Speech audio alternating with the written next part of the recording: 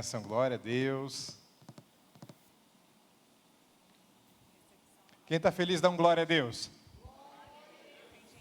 Quem vai ficar mais feliz, dá aleluia. Glória a Deus, glória a Deus.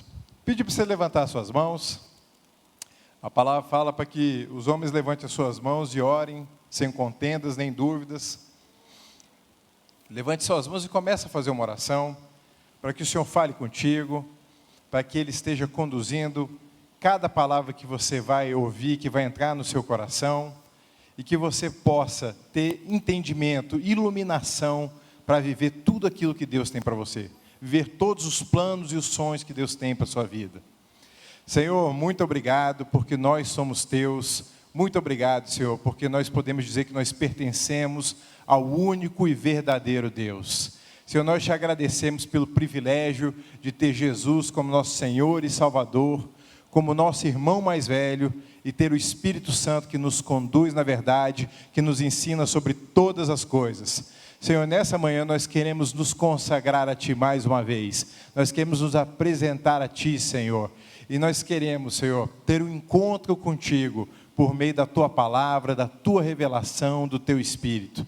Senhor, encha-nos da Tua presença, encha-nos de alegria, encha-nos, Senhor, de tudo aquilo que vem do alto, porque toda boa dádiva e todo dom perfeito vem dos céus. Nós queremos tudo o que tem nos céus para as nossas vidas. Senhor, nessa manhã nós te pedimos que o Senhor esteja nos dando espírito de sabedoria e revelação para ter um pleno conhecimento de Ti. E, Senhor, ilumina os olhos do nosso coração, Senhor, para que nós possamos conhecer a suprema grandeza do poder de Deus que opera em nossas vidas. Senhor, conduza cada palavra aqui, cada coração, e que o nome do Senhor Jesus seja glorificado. Assim nós oramos o nome santo do Senhor Jesus. Amém. Glória a Deus. Pode sentar.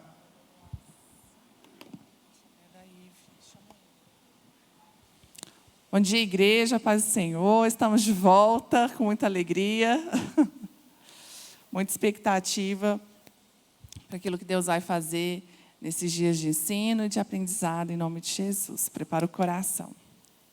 Ive, faz um favor aqui.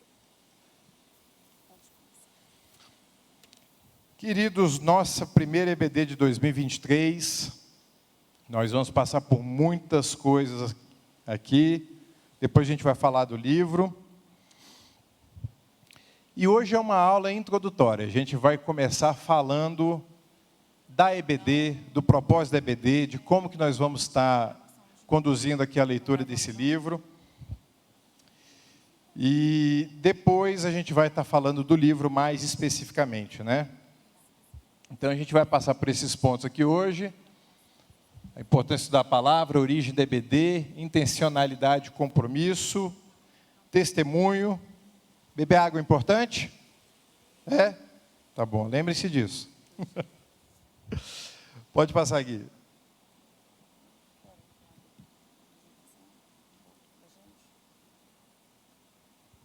Tá.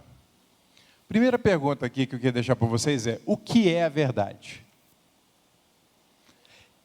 Essa pergunta, Pôncio Pilatos fez para Jesus, quando Jesus estava sendo entregue para ser morto. E falou assim: o que é a verdade?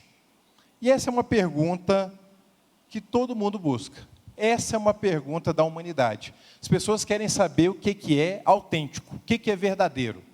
Porque existem muitas informações. Existem muitas pessoas apontando o caminho, muitas pessoas com solução para tudo. Hoje em dia, você abre o Instagram, você acha 20 soluções para um problema que você nem sabia que existia. É impressionante. Todo mundo arranjou um jeito único de fazer uma coisa que a humanidade faz há séculos. Mas assim, é cheio de solução. Mas aquela dúvida, né? Sempre tem um arrasta para cima no final. E aí? Quando eu for arrastar para cima e pagar os 17, 27, 97, 107, 127, 197 reais, porque agora acaba com 7, né? Antigamente era 99 centavos, agora tem que ser 7. É o número mágico, né? Será que aquilo é verdade? Será que aquilo vai realmente entregar o que está prometendo? Essa é uma dúvida que a gente tem muitas vezes, né? O que é a verdade? O que é uma coisa autêntica? O ser humano, ele procura coisas verdadeiras, ele procura coisas autênticas. E na EBD nós vamos estar falando sobre isso, nós vamos estar falando sobre a verdade, como discernir a verdade, como viver a verdade. Para quem não me conhece, eu sou o Tiago, sou pastor aqui na Lagoinha, e já estou com, nossa, hoje é dia de batismo, 20 anos, fazer 20 anos que eu me converti, que eu me batizei. Por mais que eu tenha sido criado, nascido e criado num lar de evangélicos, eu só fui me converter com 21 anos de idade, né? Porque o fato de você estar na igreja não quer dizer que você se torna um cristão. É muito mais fácil, mas nem sempre acontece assim, né? Porque filho de crente não é crentinho. Às vezes é cretino, né? Mas crentinho não é. E eu fui criado, sabia da importância de ler a palavra, ia para a igreja todo domingo, na maioria das vezes arrastado pelos meus pais, mas eu nunca tinha lido a Bíblia toda, enquanto era um compromisso mais dos meus pais do que meu. E a gente vai falar hoje porque estudar a Bíblia tem que ser um compromisso pessoal nosso, não pode ser algo imposto, não pode ser alguma coisa que alguém te impõe. Você tem que ter um entendimento de como que isso é precioso e importante para a sua vida. Se isso não for um compromisso seu, vai durar pouco tempo o seu plano de leitura da Bíblia. Você tem que entender e desejar isso. Quando você deseja a palavra de Deus, quando você busca o conhecimento da palavra de Deus mais do que o ouro, mais que pedras preciosas, aí sim você vai entender e vai ter a revelação do que Deus tem para a sua vida. Mas logo quando me converti, comecei a aprender, comecei a ler muito. Eu gostava de ler, mas eu não lia tanto. Depois que eu me converti, eu comecei a ter muito desejo de ler. E era uma coisa assim, fora do comum, sabe? Eu lia 3 livros, 4 livros numa semana, toda semana. Então, eu lia e eu lia tudo, sabe, que aparecia. Eu começava a ler e queria entender. E eu comecei a ver muitas vertentes diferentes que tem. Às vezes eu pegava um livro que era de uma linha, um outro livro que era de outra linha, eu nem sabia que existia esse tanto de linha, mas eu estava lendo, né? Eu falei assim, bem, tudo isso aqui está falando de Deus, deve ser tudo bom. Aí começou a gerar um pouco de confusão. Eu comecei a ver assim, parece que isso aqui está falando um pouco diferente do que aquele outro falou. Isso aqui também está diferente do que o outro disse.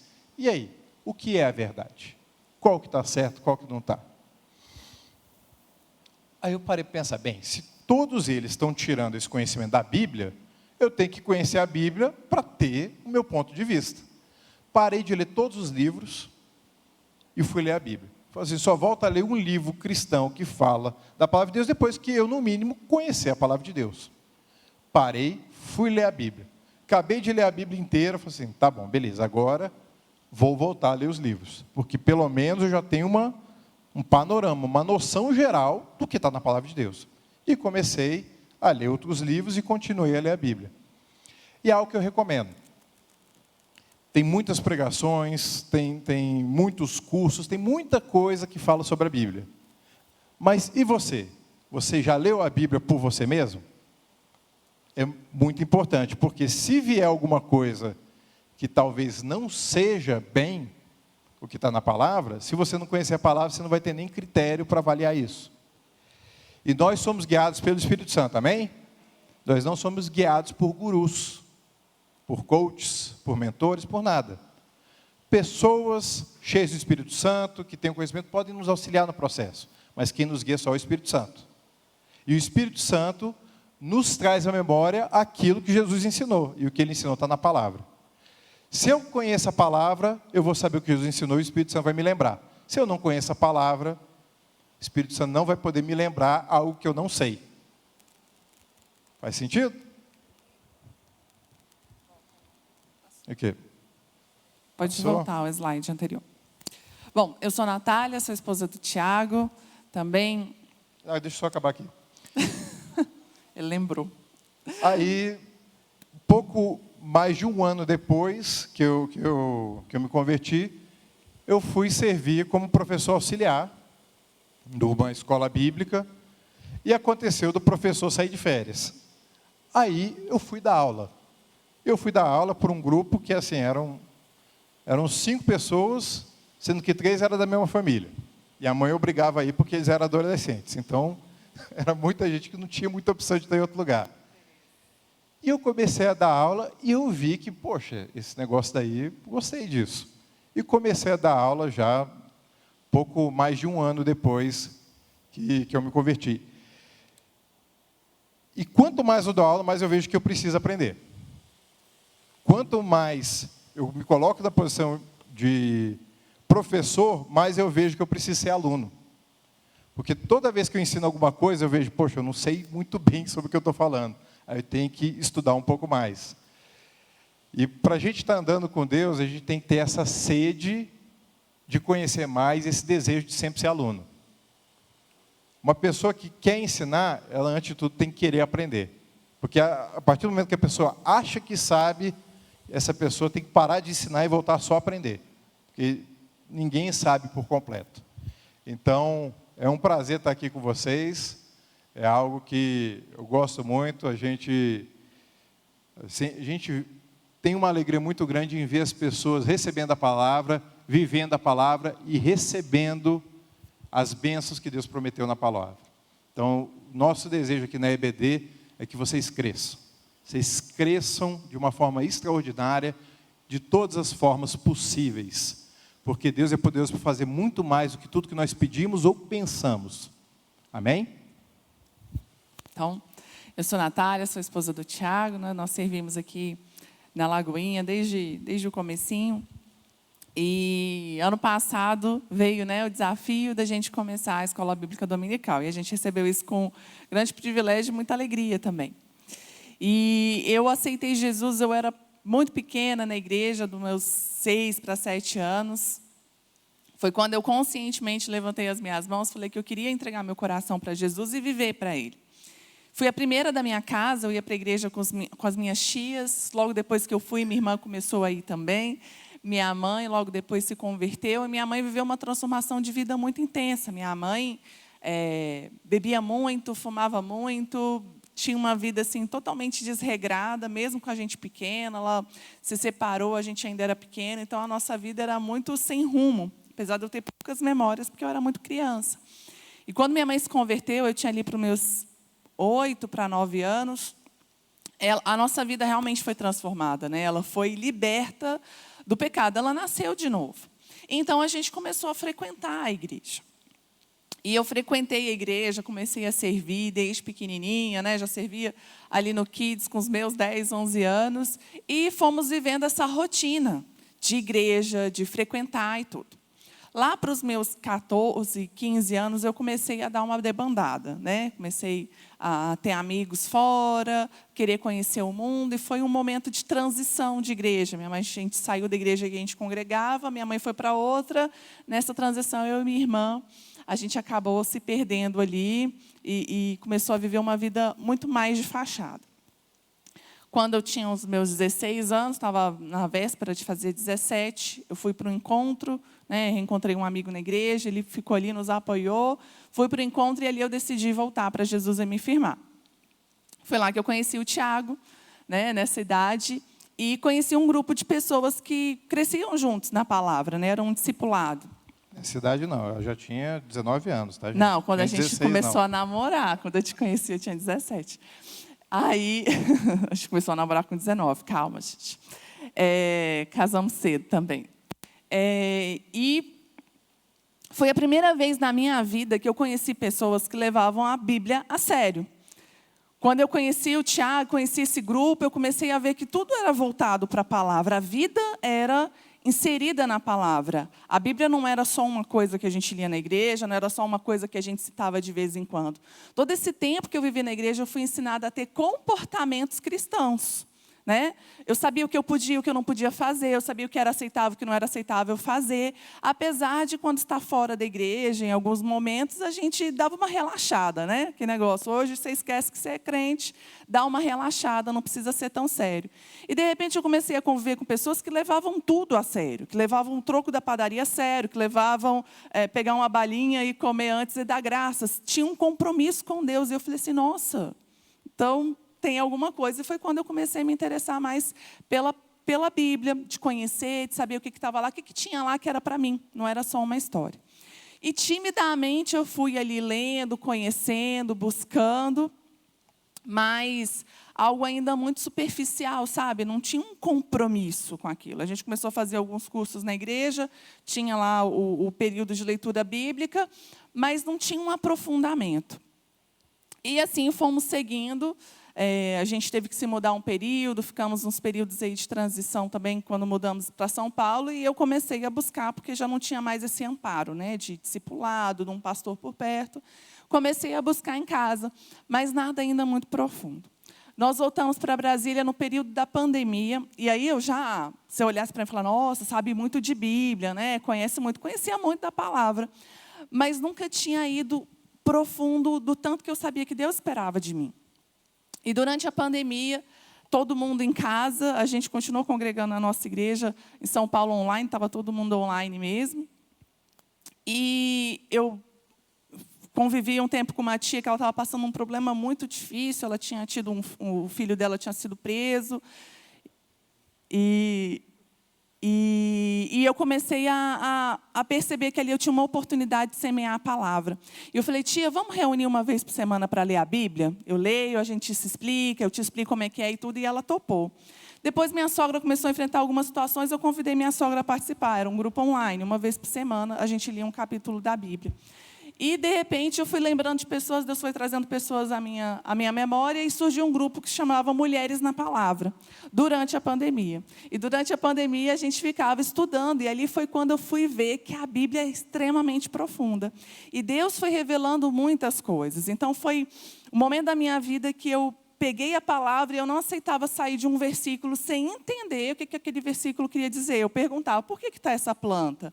Por que está usando esse animal como exemplo? Por que esse lugar foi relevante ser citado? E tudo foi se abrindo diante dos meus olhos. E aí eu comecei a ver realmente o direcionamento de Deus nessa parte do ensino, nessa parte de conhecer mais profundamente a palavra. E é importante quando a gente começa a perguntar e conversar com a Bíblia. Fala assim, o que isso está falando comigo? Por que está aqui? Em qual contexto que isso foi escrito?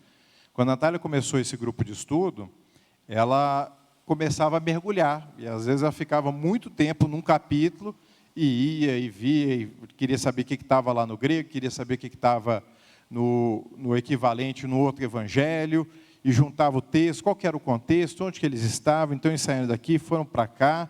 Por que eles saíram daqui, não fizeram esse caminho, fizeram esse outro caminho? E quando você começa a conversar e tem intimidade com a palavra, aí o seu nível de conhecimento vai crescendo muito mais. Pode passar a propósito. Isso. E aqui? Quem aqui conhece esse vestido? Uma pergunta, gente. Qual cor que você enxerga aqui? Pronto, deixa aí. Vai, gente, eu quero saber, porque lá em casa Quem aqui tem um está dilema. enxergando azul e preto, levanta a mão. Quem aqui está enxergando branco e dourado, levanta a mão. Maioria, lógico. Eu já falei, é branco e dourado, gente. E aí, gente? E agora? De novo. Quem aqui não consegue de forma alguma enxergar nada de azul? Levanta a mão. Eu só enxergo azul ali na legenda. Vestido não tem nada de azul. Quem aqui consegue ver que isso aqui é azul? Bem, todo mundo, porque eu quero fazer esse teste aí para saber que não tem nenhum daltônico aqui, né? Se bem que não tem como confundir. Bem, não vou falar nada, não. Isso daqui já tem alguns anos que gerou uma polêmica, porque estava essa foto e as pessoas estavam vendo azul e preto, azul e uma cor escura, e outros estavam vendo branco e dourado. Eu falei assim, gente, não é verde com azul, não está confundindo rosa com vermelho, está confundindo quatro cores que aparentemente tem nada a ver uma com a outra, né? E quem quer saber? Quem quer saber qual A verdade. Quem já sabe qual que é a cor verdadeira? Quem aqui só enxergou a cor verdadeira depois que ficou sabendo qual que era? Não, mas pouca gente sabe a cor porque eu verdadeira. tenho uma dificuldade aqui, gente. Eu nunca, em hipótese alguma, consegui ver branco aqui. Para mim, sempre é azul. Mas, assim, qualquer ângulo que eu vejo azul. Na melhor das hipóteses, se estiver muito estourada, eu vejo que é um azul muito clarinho, refletindo uma cor. Mas assim, eu não consigo de forma alguma ver branco. Inclusive, para mim é a mesma cor do slide. Quem está vendo a mesma cor do slide? Olha para o lado, gente, estou falando sério. É a mesma tonalidade do slide. Olha ali, amor, só para você entender o meu conflito. Depois eu vou encaminhar todos vocês para RH, vocês estão com... A gente tem um fenômeno aqui também, que é o Márcio, né? Que ele conseguiu enxergar uma cor, e depois que a gente falou a verdade para ele, ele enxergou a outra cor. Aí ele ficou em crise. Não, ele acertou e depois que a gente passou a certa que ele errou. Pode passar. E agora, quem está vendo azul? Levanta a mão. A cor do vestido é azul. Sempre é azul. Aquele vestido é esse. Exatamente esse. Só que a iluminação, para algumas pessoas, a pessoa consegue enxergar branco e dourado, algo refletivo, né? Pela diferença de iluminação. Mas outras pessoas enxergam azul o tempo todo, eu mesmo. Eu nunca consegui ver outra cor além do azul, e é o conflito que eu acho que algumas pessoas aqui têm, né? Como consegue confundir branco? Branco não se confunde, né? Mas isso acontece, a gente viu que não são poucas pessoas, ficou meio a meio, até mais pessoas vendo branco e dourado do que azul e preto. E esse é o ponto, né? Apenas quando nós comparamos a nossa experiência com o padrão da palavra de Deus, nós podemos discernir a verdade. Porque as nossas experiências podem nos enganar. A gente pode ter convicção de algo e aquilo não ser a verdade. Então, só quando a gente passa pelo crivo da palavra de Deus, pelo fio da palavra de Deus, que a gente consegue saber se aquilo que a gente está vivendo, aquilo que a gente foi ensinado, é verdade ou não. E para algumas pessoas pode gerar um grande conflito, que quando ela lê a palavra e começa a ter esse relacionamento com a palavra, ela às vezes vê que alguns comportamentos que ela teve muito tempo, até dentro da igreja, ensinado às vezes por cristãos, não era a verdade. Isso gera um conflito para algumas pessoas. Poxa, então o que eu estava vivendo não era verdade, eu sempre fiz isso e achava que isso agradava a Deus, mas não agrada. Por isso que é tão importante conhecer a palavra, porque a palavra é a nossa bússola. É a palavra que vai apontar o caminho certo. E quando a gente anda na palavra, a gente não erra. Jesus disse, santifica-os na verdade, a tua palavra é a verdade.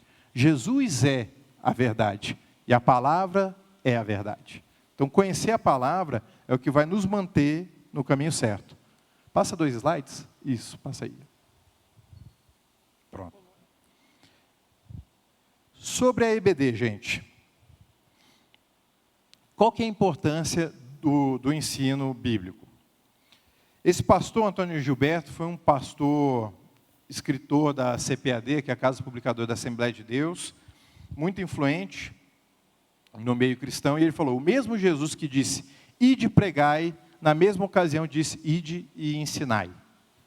O que é mais importante, pregar o evangelho ou ensinar a palavra? Os dois. O que é mais importante para você andar, sua perna direita ou sua perna esquerda? As duas. Se as duas não estiverem funcionando, você não vai andar bem. Se uma estiver manca, você não vai andar bem, mesmo que a outra esteja saudável. Você pode ter nascido de novo, ter uma experiência genuína de conversão, você mudou de vida. Se você não começa a conhecer a palavra, você vai andar mancando. Você não vai andar na velocidade que você poderia estar andando. Você não vai andar direito. É muito importante a pessoa nascer de novo e a pessoa, o tempo todo, ser ministrada e ensinada na palavra de Deus. A grande comissão, Jesus falou o seguinte, Jesus aproximando-se, falou-lhes, dizendo, toda autoridade me foi dada no céu e na terra. Ide, portanto, fazei discípulos de todas as nações, batizando-os em nome do Pai, do Filho e do Espírito Santo, ensinando-os a guardar todas as coisas que eu vos tenho ordenado. E eis que estou convosco todos os dias, até a consumação do século. Pode passar. Vocês estão conseguindo ler o slide? Então, algo que a gente gosta muito de deixar aqui explicado, né, sobre a EBD e o momento do culto. A gente faz questão de passar slide, passar alguns vídeos e mostrar que é diferente. O culto, ele vai ter ali a parte principal é a pregação, né? temos o louvor, temos toda a liturgia de culto, mas a gente vai diferenciar algumas coisas. No culto, a ênfase está em anunciar a palavra de Deus. Então, anunciar a quem? A todos que estiverem aqui. Apelo para o arrependimento e salvação e conduz os pecadores a Cristo. O que tem em comum entre o ensino na escola bíblica dominical e a pregação é que tudo está visando a salvação. Seja você conquistar a salvação, seja você edificar, crescer, desenvolver a sua salvação, que é aquilo que a Bíblia fala. E qual é a ênfase de uma escola bíblica? É em explicar a palavra de Deus. Então, você vai ver que no culto, muitas vezes, não vai ficar explicando pormenores, coisas de história, às vezes só para você conseguir chegar na conclusão. Mas a EBD vai se dedicar a isso. O apelo para o aprofundamento na palavra e ensina os cristãos a carregar a cruz. Então, um está conduzindo esse caminho, outro está te ensinando a desenvolver e permanecer nesse caminho. A gente vai ver um vídeo rapidinho sobre a história da EBD. Pode passar, por favor, Gui?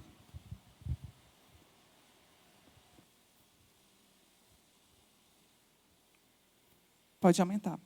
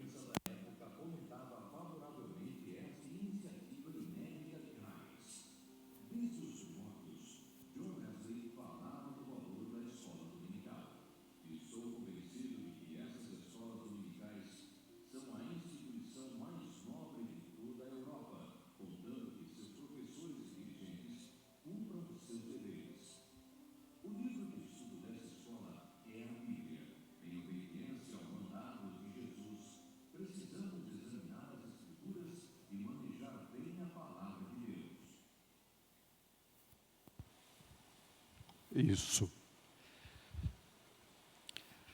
Aproveitando, dizem que tudo começou ali com as crianças. O Spurgeon tem um livro que fala Pescadores de Crianças e mostra a importância de nós estarmos ensinando desde pequeninos. E não só aquilo que você entrega, né? Você recebe muito.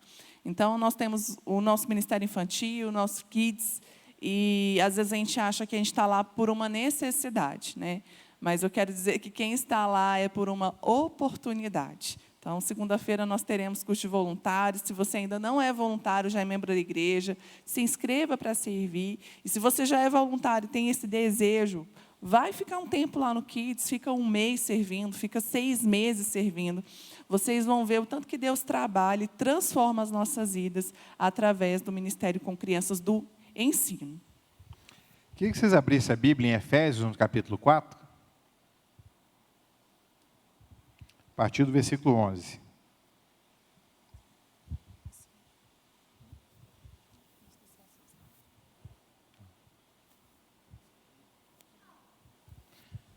Amém? Efésios 4, a partir do 11, fala: E ele mesmo ele mesmo Jesus. Bem, um parênteses. Toda vez que você pegar um versículo para ler e estiver fazendo alguma referência que você não entende, leia os versículos anteriores para saber ele mesmo, quem é ele? Jesus. Você vai ler os versículos anteriores, você vai estar falando do próprio Cristo.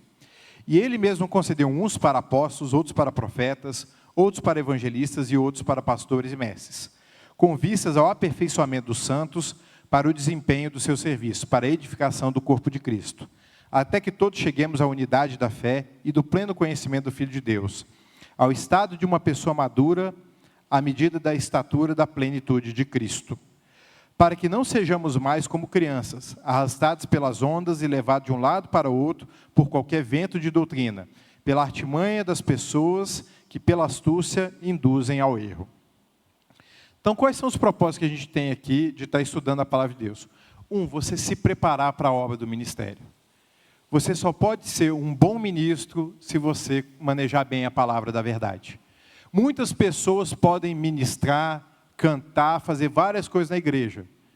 Mas para você fazer isso bem, você tem que conhecer a palavra de Deus. Quando a gente vai ver no Antigo Testamento, a gente vê que Deus separava sacerdotes. Algo que a gente vê que Deus ungia no Antigo Testamento os reis, os profetas e os sacerdotes. Só que tinham bons sacerdotes e tinham maus sacerdotes. O fato de ser sacerdote não é garantia de que seja um bom sacerdote. O fato de você servir não quer dizer que o serviço está sendo feito do jeito que Deus quer. Então, para que a gente preste um serviço, que a gente sirva no ministério da forma que agrada a Deus, a gente tem que conhecer a palavra de Deus. Edificação do corpo de Cristo. O propósito que um abençoe o outro. As pessoas podem receber muitas informações, hoje em dia mais ainda, né? No celular você consegue fazer um curso, você consegue fazer uma faculdade do celular hoje em dia. Só que a igreja não é apenas conhecimento. A igreja é você servir o próximo. E todo conhecimento que não serve para ajudar uma outra pessoa, é um conhecimento que não está sendo aplicado da forma correta. Então, conhecimento, se você tem muito conhecimento, você tem que passar isso para frente. Não adianta você reter, você só absorver. E outra, aí já vai para um outro extremo. Você não pode também querer saber tudo para começar a fazer, porque você nunca vai saber tudo. Então, o pouco que você sabe, já coloque em prática. É assim que você vai crescendo. Não espere, o dia que eu formar no carisma, aí eu começo a servir. Não.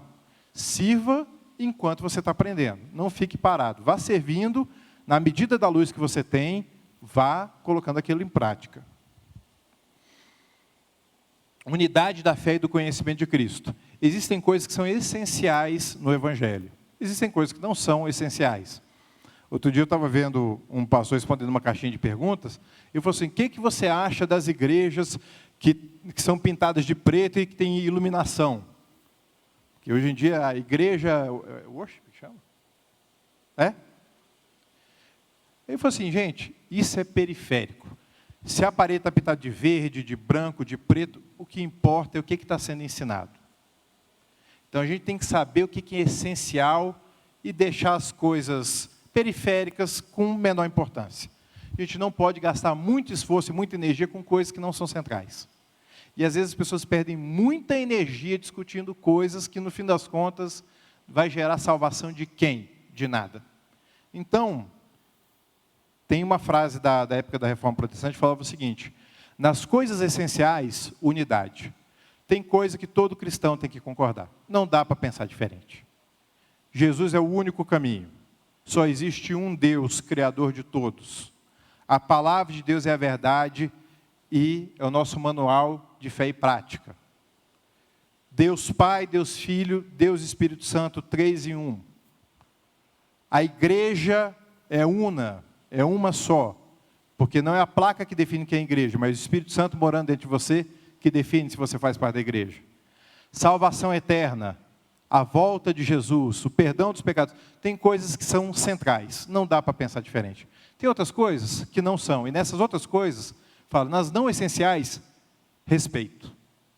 Tem coisas que não é essencial, cor da parede, vai usar iluminação, vai pregar de terno, de gravata, o púlpito vai ser assim, ou vai ser de madeira. Gente, isso não é essencial. Não faz muita diferença no fim das contas. Mas em todas as coisas, amor. Em tudo, nós temos que andar em amor. Nós temos que amar quem pensa diferente, nós temos que saber dar a devida importância à pessoa, mais do que ao que ela acredita. Depois, maturidade, para nós não sermos como criança.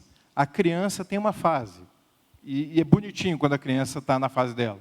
Está engatinhando, começa a falar, está pegando tudo, está derrubando as coisas em casa, aí cresce, começa a andar, e você quer ver o desenvolvimento da criança. Quando você vê uma criança que não está desenvolvendo, isso gera uma preocupação. Da mesma forma, um cristão que não está desenvolvendo, isso tem que gerar uma preocupação. Você não pode ter esse sentimento de que você está no mesmo ponto já há 5, 6 anos. Você tem que sempre estar andando, você tem que sempre estar evoluindo. Não é para confundir isso com ativismo. Porque às vezes as pessoas são muito ativas, mas não quer dizer que estão sendo maduras. Maturidade tem a ver com você fazer da forma como Deus quer que você faça. Às vezes você pode até fazer menos, mas vai fazer da forma correta. Constância na fé. As pessoas se desviam por falta de alicerce bíblico. Porque às vezes elas colocam a perspectiva dela no homem e não em Deus. E ela se frustra. Quando ela vê um homem errando, ainda mais um homem ou uma mulher que é uma referência, ela se decepciona, acha que tudo é enganação. Se sente usada, se sente enganada. Gente, homem falha. Por isso que Jesus veio, porque os homens falham mesmo. E claro, a gente tem que confiar nas pessoas, temos que confiar nas pessoas, mas confiança absoluta só em Deus. Amém? Não é para nós sermos desconfiados com as pessoas, de forma alguma. Nós somos um povo de fé. Agora, confiança absoluta só em Deus. E identificar e rejeitar heresias. Isso, desde o primeiro século, é um problema na igreja. Sempre teve ensino errado. Eu costumo falar com a Natália, que às vezes eu vejo algumas pessoas falando, porque o problema é que hoje em dia as pessoas não estão buscando a Deus. O problema é que hoje em dia as pessoas estão buscando mais os bens materiais do que a presença de Deus. O problema é que hoje em dia as pessoas não estão... Gente, isso não é problema de hoje em dia, sempre foi problema. Você vai ver a Bíblia, você vai ver que esses problemas sempre existiram.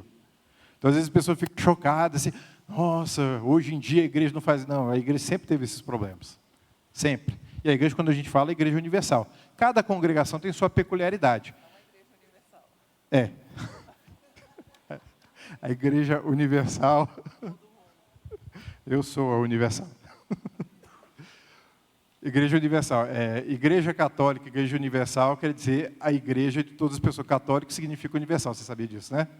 Não quer dizer a igreja católica romana e não estamos falando da igreja universal do reino de Deus.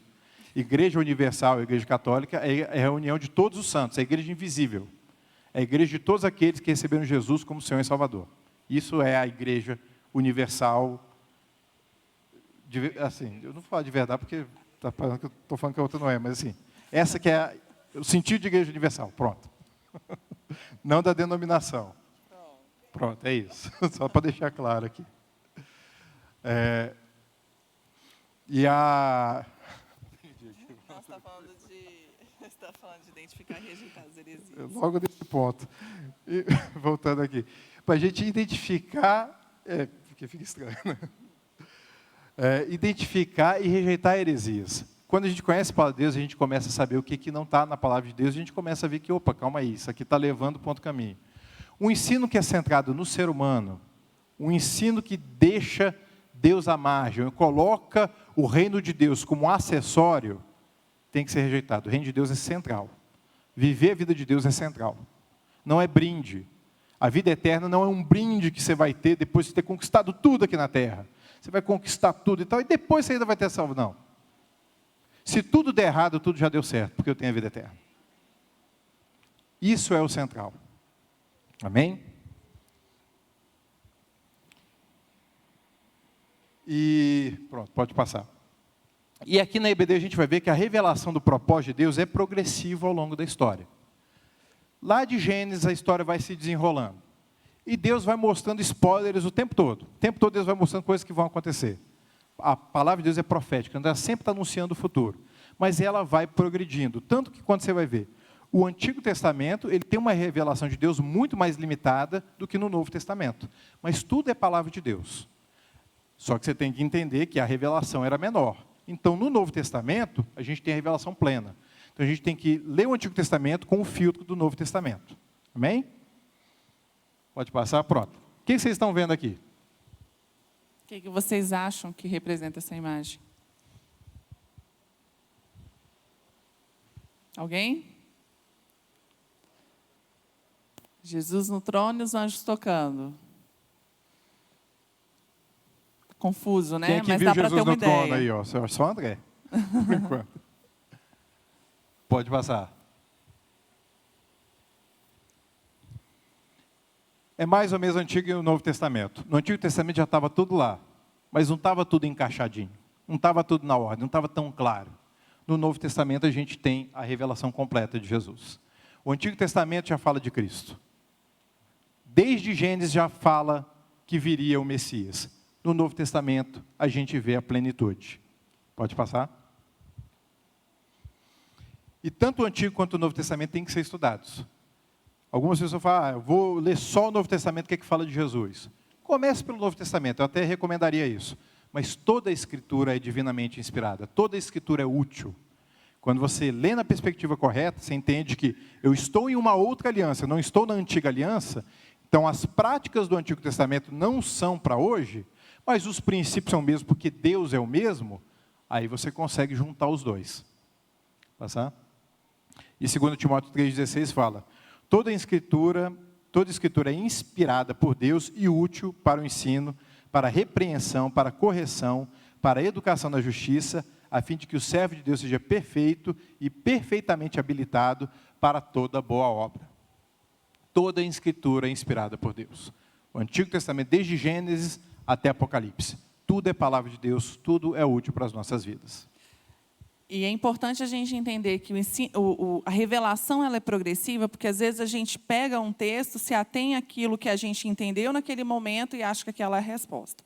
A gente, primeiro EBD aqui foi sobre escatologia. A gente falou um exemplo da marca da besta. Quem já é crente aqui mais antigo já sabe que a marca da besta já foi várias coisas, né? Já foi código de barra, já foi televisão, já foi tatuagem. Por quê? Às vezes você pega uma coisa, você acha que é aquilo e fica rígido naquilo. Por que os religiosos não reconheceram quem era Jesus? Porque eles estavam presos num padrão que eles criaram e acreditavam que era aquilo. Ele não ia ser pobre, ele não ia ser humilde, ele ia ser da casta ali dos importantes, ele ia ser alguém rico, porque ele ia ser rei. Só que o que Deus estava revelando sobre ser rei, não era rei desse mundo. Deus estava falando sobre governo, não era o governo desse mundo. Então, a gente precisa entender que Deus vai revelando o propósito dele aos poucos. E por isso que a gente precisa ser guiado pelo Espírito para ter esse discernimento. Aí no próximo slide a gente vai ver um exemplo disso. Jesus disse, vão aprender o que significa desejo misericórdia e não sacrifícios, pois eu não vim chamar justos, mas pecadores. Jesus aqui está fazendo uma menção de Oséias, no Antigo Testamento. E o versículo lá é, pois desejo misericórdia e não sacrifícios, conheço o conhecimento de Deus e não holocaustos. O que isso aqui está significando? A Bíblia, quem aqui já ouviu falar que é melhor obedecer do que sacrificar? Levanta a mão. A gente consegue entender isso no nosso contexto atual. Poxa, é muito melhor obedecer do que depois ralar, fazer sacrifício e tudo. Mas no contexto que foi escrito, para que servia o sacrifício no Antigo Testamento? Para perdoar pecado. Se você obedece, você não peca. Se você obedece, não precisa de sacrifício. Então é melhor obedecer, que você está andando na luz, do que pecar e precisar de sacrifício. Então, o conhecimento da Bíblia, a gente tem que juntar os dois lados. Jesus estava falando, vão aprender o que significa isso. E está falando para o Antigo Testamento. Jesus falava tudo que estava na lei e nos profetas. Se você vai ver quantos salmos Jesus citou, quantas vezes Jesus citou Moisés, quantas vezes Jesus citou Davi, porque ele é a manifestação da perfeita vontade de Deus. Jesus trouxe a revelação porque já estava predito no Antigo Testamento. Pode passar. E qual é o efeito da palavra de Deus nas nossas vidas? Abram aí em João 15, quem está com a Bíblia. A gente, inclusive, durante esses dias de EBD, nós gostaríamos muito que vocês trouxessem a Bíblia de papel. Tá bom? É muito legal a gente ter tecnologia. Não estou dando bronca em ninguém, tá, gente? Porque eu trago meu celular também no culto. Estou só falando para a gente ter esse hábito. É muito bom tecnologia, agilidade, a gente ter ali tudo na mão, mas não dispense sua Bíblia de papel. Não dispense em fazer sua leitura ali, em grifar, em ter isso, em saber manusear, porque isso também é muito importante, tá bom? João capítulo 15, a partir do versículo 1. Eu sou a videira e meu pai é o lavrador. Todo ramo que estando em mim não dá fruto, ele corta. Todo ramo que dá fruto, ele poda para que produza mais frutos. Vocês já estão limpos pela mensagem, pela palavra que eu lhes dei. João 15, do versículo 1 até o 3. Jesus vai fazendo, comparações, parábolas, e nesse texto ele está falando que é como se todos nós fizéssemos parte de um vinhedo, E nesse vinhedo nós tem as plantas, que somos nós. Deus é o lavrador. E Jesus, é a videira verdadeira. Nós somos os ramos dessa videira, dessa vinha. E Deus quem está cuidando dessa vinha. E Jesus falou o seguinte: quando você está conectado comigo, que estando em mim, dá fruto, o lavrador ele vem e poda. Para quê? Para que dê mais frutos ainda. Quem aqui é ligado nessas coisas, tem pelo menos um jardim em casa, sabe quanto que a poda é necessária. Meu sogro tinha um pé de carambola. E as carambolas boas só davam num lugar onde a gente não conseguia alcançar. Então, era o quê? Necessário a poda, para que a forma e o objetivo que a gente tinha em relação àquela planta se cumprisse. Mas, se não dá fruto, o que faz? Corta e lança fora. E qual é a diferença de uma poda e de um corte? É que no corte, você é totalmente desligado da videira. É um ramo que não tem mais jeito, morreu. Ele não está dando mais fruto, não está produzindo efeitos. Corta e é lançado fora. Só que a poda também é um corte. A poda também é uma coisa que está tirando algo, só que continua te deixando conectado à planta. Você continua recebendo os nutrientes da planta. E, na prática real, sem ser nessa comparação, o que a poda significa? Ela vem para tirar os excessos da planta. Aquelas coisas que estão sugando os nutrientes da planta e estão deixando ela mais fraca. Ela vem para quê também? Tirar os galhos inúteis, regula o fluxo da seiva e ela também vai dar forma à planta. E a gente consegue ver como a palavra de Deus faz isso conosco. Quando nós somos expostos à palavra, nós somos expostos aos nossos erros, aos nossos pecados, aos nossos excessos. E tudo isso está tirando força para que a gente cresça de forma saudável diante do reino de Deus. Eu até coloquei entre parênteses ali o bonsai. Eu tenho uma tia que é bonsaísta, ela é a maior bonsaísta de Brasília, então ela tem muita experiência nisso. E eu aprendi com ela que, na verdade, o bonsai ele é uma planta como qualquer outra. O que faz diferença dele ser pequenininho é porque o tipo de poda que se faz nessa planta faz com que ele seja daquela forma. Não é uma planta de uma natureza diferente, não é uma semente diferente. Inclusive, o bonsai, quando ele dá um fruto, o fruto é do tamanho normal. Você tem um bonsai de figo, é uma plantinha pequenininha, e o figão lá, a jabuticaba, a amora, tudo é do tamanho normal, porque é a mesma planta. O que fez a diferença foi o tipo de poda. E a palavra de Deus, ela vai te formar, te deixar no tamanho, no lugar certo, com o objetivo que Deus tem na sua vida. Pode passar? Muitas vezes, no nosso caminhar da questão, a gente às vezes começa a querer fazer muitas coisas e vai qualquer coisa. Não, me coloca para estar servindo no Kids, me coloca para estar servindo no Centuriões, me coloca para estar servindo na EBD, me coloca para servir na mídia, e de repente a pessoa não consegue estar em todo lugar ao mesmo tempo. Aí, às vezes, começa a ter uma poda, para você se concentrar naquilo que é o seu chamado principal. É muito importante que a gente sirva para a gente até saber qual que é o nosso propósito.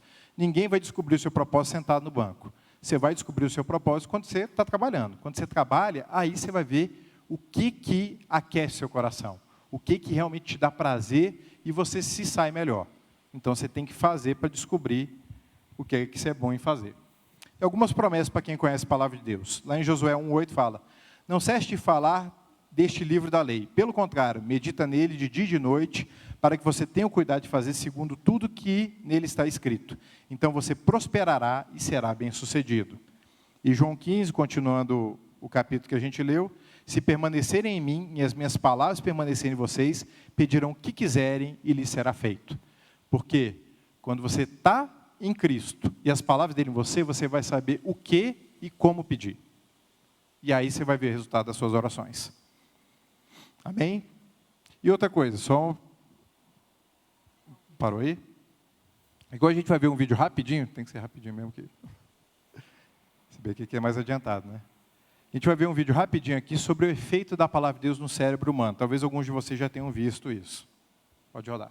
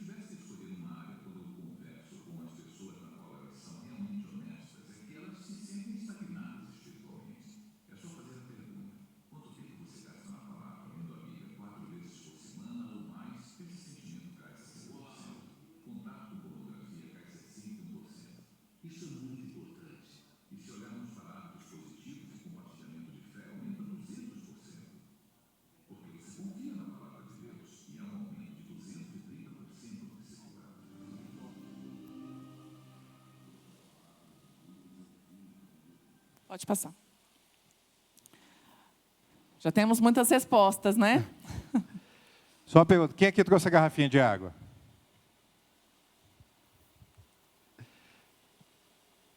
Essa aqui parece óbvio, mas levanta a mão.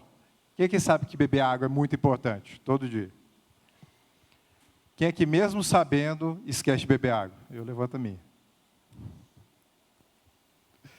Então, gente, beber água é uma coisa que você tem que se disciplinar para fazer, mesmo sendo essencial para viver. Ninguém vive sem água. E você tem que se organizar, porque se deixar, você passa um dia sem beber água. Eu tenho uma coisa que eu sinto dor de cabeça quando eu bebo água. Eu nunca tenho dor de cabeça. Quando estou sentindo dor de cabeça, não bebi água. Aí o corpo mesmo já vai alertando, né? A mesma coisa, né? Aí eu vou atrás, bebo água, eu tomo 3 copos na hora. Podia ter tomado ao longo do dia, né? Mas tomo para pelo menos já dar aquela aliviada. Hoje em dia eu já estou bem mais regrado com água, já tenho tomado mais consistentemente.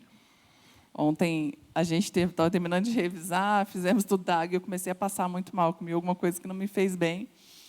E aí, passando mal, o Thiago olhou para mim e falou assim, você bebeu água hoje? Aí eu, não, ele, nada? Eu falei, engraçado, né? Como a gente sabe, mas a disciplina em fazer é algo que tem que ser muito consciente. Isso. Então, aí que a gente vai dar algumas dicas para você beber mais água. 7 dicas, pega aí. Invista em uma garrafa de água. Outra, tem uma garrafinha por perto, não adianta você comprar e deixar em casa, tá bom? Então, invista, compra uma boa, que é prática, e traga. Ande com a sua garrafinha de água. Estabeleça metas de água por períodos. Você não vai beber os 2 litros de água quando você acorda. Bebe 2 copos, depois bebe mais 2 para frente, aí depois da refeição, vai fazendo assim, né? Beba água ao acordar e ao se deitar. Coma frutas e vegetais que têm muita água.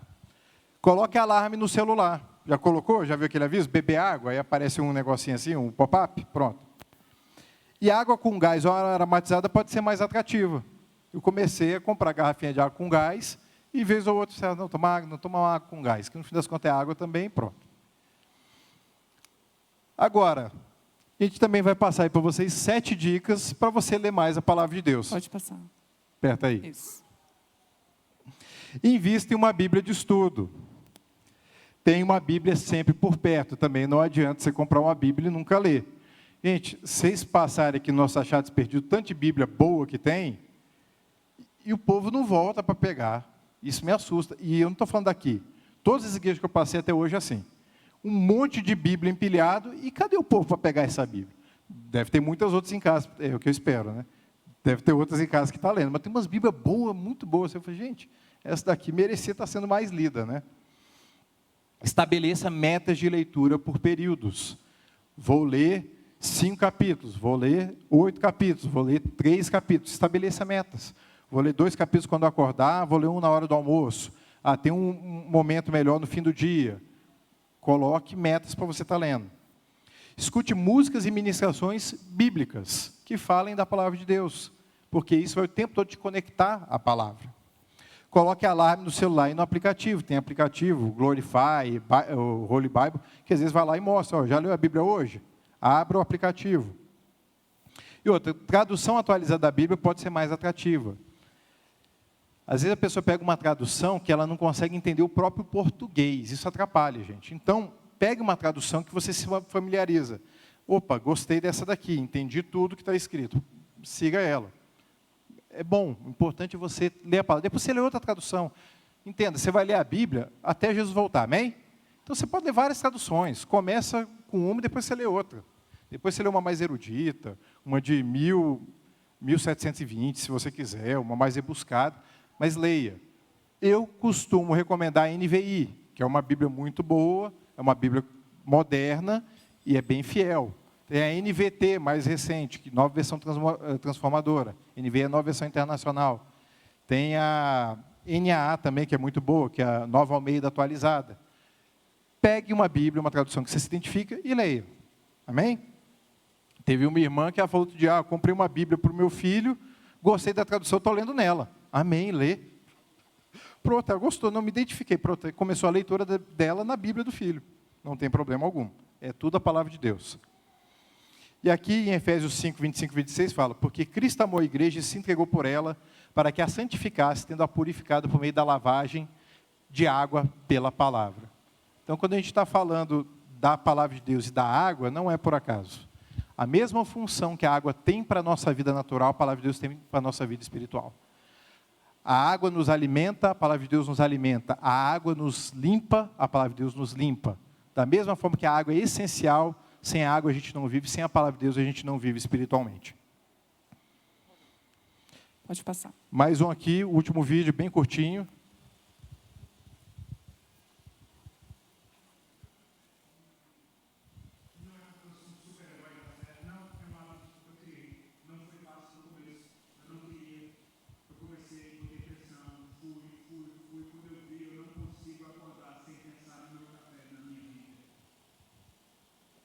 Então, todos os meus dias começam com a palavra de Deus. Então, eu vou passar o dia inteiro florescendo. Porque aquele momento na presença desse dia. Tem gente que é com música, tem gente que é com oração, tem gente que é com tudo isso junto. E sabe por quê, cara? O Deus do secreto é quem te convida para esse lugar. Amém. Então, para a gente ser consistente, a gente tem que ter rotina, é importante você se organizar para ler a Bíblia, investir no conhecimento da palavra, perseverar em conhecer a Deus pela palavra. O conhecimento a Deus é pela oração e pela palavra. Você tem que conhecer a Deus dessas duas formas e praticar o que aprendeu rapidamente. Quando você aprende uma coisa, obedeça rápido, porque senão o inimigo vai tentar roubar essa semente. Se você não coloca em prática, não aduba essa terra para produzir fruto, tem uma grande chance dessa semente ser roubada. Então, se ouviu algo, falou contigo, coloque em prática rápido. Sempre que Deus te entregar um conhecimento novo, uma palavra nova, Ele vai te dar muito rápido uma oportunidade de você aplicar aquilo. Quem já percebeu isso? Você ouve sobre perdão, rapidamente você tem a oportunidade de aplicar. Você ouve sobre verdade, não mentir, rapidamente você tem uma oportunidade de aplicar. E aquilo ali é como se fosse uma prova. Se você, naquele momento, rejeita aquilo, você está produzindo como se fosse uma carcaça em você. Porque a sua mente acha que você aprendeu, só que a gente nunca aprende algo enquanto a gente não é capaz de reproduzir esse algo. Então, você aprende, né? Você conhece, você não aplica, você acha que sabe, mas, na verdade, você não sabe. E a próxima vez que alguém vier te ensinar sobre verdade, você vai falar assim, eu já ouvi sobre isso, eu já sei. Só que, na verdade, você não sabe. Você só vai saber de verdade quando você parar de mentir. Então, coloque em prática. Vocês vão receber coisas e Deus vai dar oportunidade. Saiba que é Deus que está trazendo aquilo para solidificar aquele conhecimento, aquela palavra no seu coração. E falando mais especificamente do que nós vamos tratar nessa EBD, a gente vai falar desse livro aqui, que é Para Entender a Bíblia, do John Stott. Quem aqui já conhecia esse autor? Só levanta a mão aí. Poucas pessoas. John Stott foi um dos mais influentes pregadores do século passado e desse século. Esse outro senhor aqui vocês conhecem, né? Billy Graham? Billy Graham? Então, eles eram muito amigos. John Stott, ele é inglês. Ele faleceu em 2011, né, tem pouco mais de 10 anos. Escreveu mais de 40 títulos. É assim, fantástica a obra dele. Eu já li alguns, é muito bom. Porque é profundo e é claro, sabe? Você consegue entender tudo que ele está escrevendo, ele vai numa profundidade sem parecer complexo. Ele destrincha o conhecimento. É muito gostoso ler o livro dele. Você vai virando as páginas, você nem sente. E o Pacto de Lausanne, ele foi um dos idealizadores do Pacto de Lausanne. O Pacto de Lausanne foi uma convenção com mais de 150 nações lá na Suíça, na cidade de Lausanne, que eles definiram padrões cristãos para o evangelismo mundial. E tem até uma frase que é bem famosa, que é todo o evangelho para o mundo todo. O evangelho todo para todas as nações. Nós temos que pregar a plenitude do evangelho. Quando você lê o Pacto de Lausanne, você vê uma cartilha do que é o cristianismo. É tremendo. Inclusive, vai ser um dever de casa. Billy Graham falou do John Stott. Era o mais respeitável clérigo do mundo à época, né? Billy Graham tinha o John Stott em altíssimo respeito. E o John Stott tem uma característica, ele nunca se casou para se dedicar ao seu chamado ministerial. Então, ele falou, se eu tivesse uma família, eu talvez não pudesse ter me empenhado tanto para viajar, para ministrar as nações como eu fiz. Então, foi uma pessoa que dedicou a vida dele toda ao Evangelho. E nós vamos estar lendo esse livro. Inclusive, nós esgotamos os livros lá na editora. Acabaram os livros lá da editora. A gente está procurando mais comédia. É um livro que assim, é muito bom, mas parece sair de catálogo, né? A gente falou, arranja mais aí que a gente quer distribuir para todo mundo da igreja. A gente tentou ver se a nossa livraria conseguia, não conseguiu. Então, lá no grupo do WhatsApp, a gente está fazendo uma lista dos interessados. Quem ainda não está no grupo do WhatsApp, entra lá no Instagram da EBD, clica lá no link da bio, aí você vai acessar o grupo do WhatsApp, você vai acompanhar o que a gente vai falando lá, as nossas postagens. E o último versículo aqui.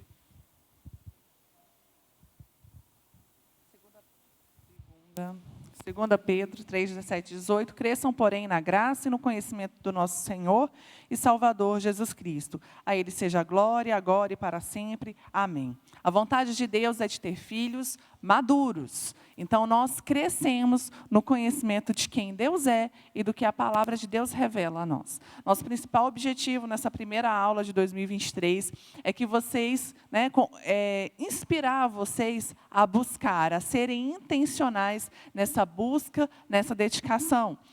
Hoje, talvez você tenha acordado empolgado, porque foi o primeiro dia de EBD, né? Tinha tempo que não tinha, férias, e foi legal estar aqui. De repente, você chegou um pouquinho atrasado, mas veio. Mas vai ter dias que talvez você queira, a cama te chame. Vai ter dias que vai estar chovendo. Mas tudo vai ser reflexo de uma decisão que você já tomou. Eu tomei uma decisão em 2009 de me casar e ter uma aliança eterna. Eu não fico decidindo isso todo dia. Eu decidi uma vez e está decidido. Então, decida buscar a Deus, decida conhecer e tenha um compromisso com isso. Isso não vai ser natural na maioria das vezes, não vai ser automático na maioria das vezes. Vai ser resultado de um compromisso e de uma intencionalidade sua de estar aqui conhecendo, de estar continuando se dedicando durante a sua semana. Nós temos até o caso de uma irmã que ela trabalha muito, ela tem 2 empregos, tem 3 filhos pequenos, e ela de família cristã, mas ela, na pandemia e tudo, mudou de cidade, ela não estava congregando. Ela decidiu estar congregando aqui com a gente, falou assim, eu tenho que ir para o GC. E ela, às vezes, depois de uma jornada extensa de trabalho, falou assim, eu tenho que ir. Meus filhos têm que estar nesse ambiente, meu marido tem que estar nesse ambiente, eu tenho que estar nesse ambiente. Ela decidiu ir. E começou. E ela falou assim, olha, é sempre bom quando a gente vem, mas isso para vir é difícil. Às vezes para vir é cansativo, tem confusão, tem atraso, sei lá o que, mas eu vou de um jeito ou de outro, nem que eu chegue mais tarde. E ela começou a ver uma transformação no marido dela, na família dela, a família dela toda começou a vir para a igreja, o marido decidiu estar andando com Cristo, vai se batizar, porque ela falou, eu vou de um jeito ou de outro. Então, é uma decisão, é um compromisso, é uma aliança. Não depende do sentimento. Quando a gente está empolgado é bom, mas se não estiver empolgado, lembra do vestido azul. Os nossos sentimentos nos enganam. Os nossos sentimentos, às vezes, vão nos sabotar. Por isso que a gente tem que subjugar nosso corpo para a gente estar servindo plenamente a vontade de Deus. Amém? A gente estendeu um pouquinho mais por causa toda essa introdução. Daqui a pouco a gente vai começar o nosso culto. Dever de casa para todos. Ganharão prêmios quem cumprir a lição de casa. Ler o Pacto de Lausanne, você vai achar isso no Google com muita facilidade. E a gente vai abrir a caixinha de perguntas no nosso Instagram. Nós queremos que vocês enviem perguntas lá. Ok? O Pacto de Lausanne, a gente vai mandar o PDF no grupo do WhatsApp. Sim. Então, pode ficar de pé. Vamos orar. Senhor, no nome de Jesus, nós queremos te agradecer por estarmos de volta, Senhor, e por estarmos aqui aprendendo e ouvindo mais de quem Tu és, da Tua palavra e do propósito que o Senhor tem para as nossas vidas, Senhor. Coloca, Senhor, um firme fundamento, um firme propósito dentro de cada coração, para que nós possamos crescer, amadurecer, avançar no Teu reino, Senhor, e fazer tudo aquilo que o Senhor tem preparado para nós, no nome de Jesus. Amém.